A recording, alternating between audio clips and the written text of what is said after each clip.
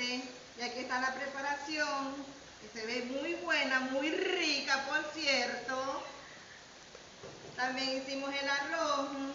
Ahora venimos, unimos el arroz con el pollito.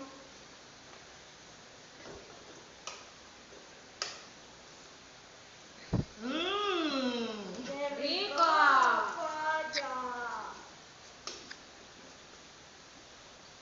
Bueno, y así quedó nuestro plato.